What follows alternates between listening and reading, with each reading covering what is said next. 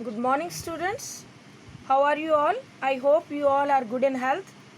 So, students, last week हमने lesson number 6 finish किया था और आज हम लेसन नंबर 7 से स्टार्ट करेंगे. Please open your books and hold your pencils. First, I'll read this lesson. तो हम स्टार्ट करें बच्चों. लेसन का नाम है निराली पोशाक. ये हमारा लास्ट लेसन है, लेसन नंबर 7. लेसन का नाम है निराली पोशाक. तो ये कहानी एक ऐसे आदमी की है जो कि बहुत ही बड़ा, चौड़ा और लंबा था. उसका नाम था गोल मटोल. गोल मटोल राम किसी देश का सबसे बड़ा आदमी था. वह नारियल के पेड़ से भी ऊंचा और बरगद के पेड़ से भी चौड़ा था. गोल मटोल राम का काम महल की साफ सफाई करना था. उसे ऊंची ऊंची खिड़कियों को भी साफ करने के लिए कभी सीढ़ी की ज़रूरत नहीं पड़ती थी. एक दिन ऐलान हुआ कि कल राजकुमारी का विवाह है, सभी लोग विवाह में ज़रूर आएं. तो इतना मैं आपको समझाती हूँ. इस आदमी का नाम था गोल मटोल राम और ये बहुत ही लंबा और चौड़ा था, नारियल के पेड़ से भी ऊंचा था और ये महल की साफ़ सफाई करता था और इसको साफ़ सफाई करने के लिए कभी भी सीढ़ी की ज़रूरत नहीं पड़ी. और एक दिन क्या ऐलान हुआ कि राजकुमारी का कल विवाह है और सभी को विवाह में आना है. अब आगे सुनो. गोलमटोल राम सोचने लगा, राजकुमारी के विवाह में पहनने के लिए मेरे पास भी नए कपड़े होने चाहिए. सबसे पहले मैं हैट खरीद लूँ. गोलमटोल राम ने सोचा और हैट की दुकान पर पहुँच गया. उसने लंबी हैट, छोटी हैट, काली, भूरी और लाल हैट सबको पहनकर आजमाया, लेकिन वे सभी उसके लिए बहुत छोटी थी. हैट तो मिली नहीं. मैं एक जोड़ी जूते ही खरीद लेता हूँ, गोलमटोल राम ने सोचा. अब वह जूते की दुकान में गया, लेकिन सभी जूते उसके लिए बहुत छोटे थे. तो यहाँ हमने क्या सीखा कि जब उसको पता चला कि राजकुमारी की शादी है तो उसने सोचा कि मेरे पास भी नई ड्रेस होनी चाहिए. तो सबसे पहले वो गया हैट लेने. उसने बहुत सारे हैट ट्राई किए, लंबी हैट, छोटी हैट, काली, भूरी, हर रंग की, लाल हैट, लेकिन उसे कोई भी फिट नहीं आई.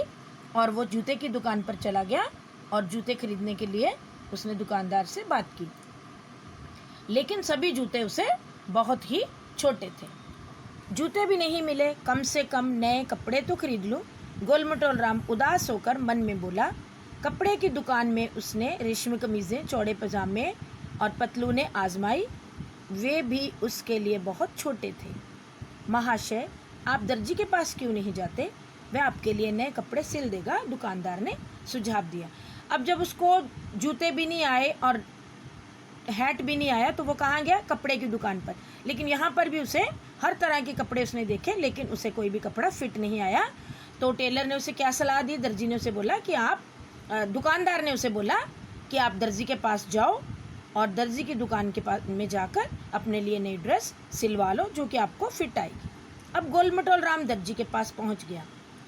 दर्जी नाप लेने के लिए सीढ़ी पर चढ़ गया, जो सबसे लंबी सीढ़ी थी. वह उसके घुटनों तक ही पहुंची.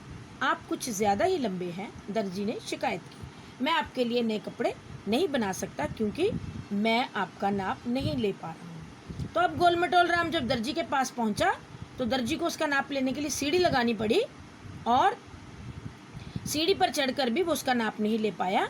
और उसने उसको कहा कि आप बहुत लंबे हो, मैं आपके लिए कपड़े नहीं सिल सकता. गोलमटोल राम पेड़ के नीचे उदास बैठ गया. तो वो उदास हो गया.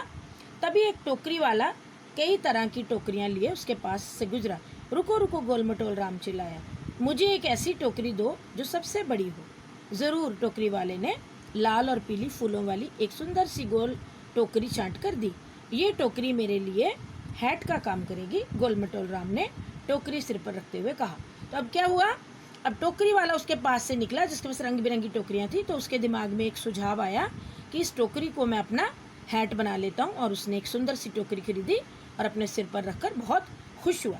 अब गोलमटोल राम ने नाव वालों को नदी किनारे इंतज़ार करते देखा. उसे एक तरकीब सूझी. वह उसके पास जाकर बोला, क्या अपनी 2 नावें मुझे बेच सकते हो?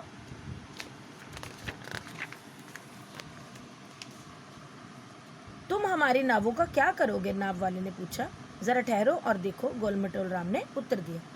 उसने अपने पुराने जूते उतार फेंके और पैरों में एक एक नाव पहन ली। बहुत आरामदायक है, वह खुश होकर बोला और नाव वालों से 2 नावें खरीद ली। अब नाव वाले जब उसको मिले तो उसने कहा कि मुझे 2 नावें चाहिए। तो नाव वाले ने हैरान होकर पूछा, तुम नावों का क्या करोगे? तो गोल मटोल राम ने उनको बोला कि मुझे आप दो और मैं आपको बताता हूँ। उसने अपने जूते फेंके और दोनों पैरों में नावें पहन ली, जो कि बहुत ही उसे कंफर्टेबल लगी। तो उसने नाव वालों से खुश होकर 2 नावें खरीद ली। अब उसे ज़रूरत थी तो नए कपड़ों की। उसने पंडाल बाबा को देखा जो रंग बिरंगे तंबू बनाकर लगा रहा है। आहा, गोल मटोल राम बोला, क्या आपके पास एक तंबू मिलेगा? ज़रूर, तंबू बनाने वाला बोला और उसे तंबू दे दिया। गोल मटोल राम ने वह तंबू लेकर पहन लिया। कितना खुश था वह। अभी गोल मटोल राम के पास जूते भी हो गए और हैट भी हो गया। उसे किस चीज़ की ज़रूरत थी? कपड़ों की। तो वो तंबू वाले के पास गया और उसने एक तंबू खरीदा और उसने उस तंबू को लेकर वो बहुत खुश हुआ कि उसको ड्रेस भी मिल गई है। अब वह निराली पोशाक में सबसे अधिक रंग बिरंगा मेहमान था राजकुमारी के विवाह में। तो इसने नावों के जूते पहने और टोकरी का हैट पहना और तंबू का ड्रेस पहना जो कि रंग बिरंगा था, और गोल मटोल राम शादी में चला गया। और पूरी शादी में सबसे रंग बिरंगा गोल मटोल राम लग रहा था और बहुत ही खुश था। तो इस कहानी से हमें जो संदेश मिलता है बच्चों, वो है सूझबूझ से बड़ी परेशानी का भी हल निकाला जा सकता है। अगर हम किसी मुश्किल में हो तो हम अपनी अकल से सूझबूझ से काम लें तो हमारा काम वो बन सकता है। जैसे कि गोल मटोल राम का सारी प्रॉब्लम्स दूर हो गई। अब इस लेसन को आपने पढ़ना है और इसे अच्छी तरह से रीड करके इसके जो कठिन शब्द है वो आपने याद करने हैं। तो यहाँ पर जो पेज नंबर हमारा 45 है, इसमें है सोचिए और बताइए गोल मटोल राम टोकरी का क्या करेगा। इसमें 2 ऑप्शन है, जूते बनाएगा, टोपी बनाएगा। तो आपने टोपी बनाएगा को टिक कर लेना, ये इसका सही आंसर है। अब पेज 46 पे एक है, गोल मटोल राम नावों का क्या करेगा, क्या बनाएगा, जूते या घर? तो क्या बनाएगा? जूते। जूते इज़ द राइट आंसर, इसको टिक कर लो। ये जो इसकी संदेश है ये भी आपने अपनी कॉपी पर लिखना और उसको लर्न करना। अब हम शब्द अर्थ देखेंगे। शब्द अर्थ आपके हैं 11। आपने इनको अपनी कॉपी पर लिखना और लर्न करना। पहला है पोशाक, इसका अर्थ है पहनने के कपड़े। दूसरा है उदास, उदास का अर्थ है दुखी। तीसरा है तरकीब, तरकीब का अर्थ है उपाय। चौथा आजमाया, जांचना या देखना। एक लर्न करना इसमें से। आगे नंबर 5 है ऐलान, घोषणा, मेहमान, अतिथि, गुजरा, निकला। दर्जी, कपड़े सिलने वाला। विवाह, शादी। हैट, टोपी। सुझाव, सलाह या आपने करना। और नीचे जो इसके कठिन शब्द है ये आपने याद करने और कॉपी पर लिखने हैं। तो ये आपका लेसन हो गया 7। रीड भी कर दिया, समझा भी दिया और इसके शब्द अर्थ करवा दिया। बाकी का व्याकरण भाग नेक्स्ट वीडियो में करवाऊंगी। Have a good day, God bless you.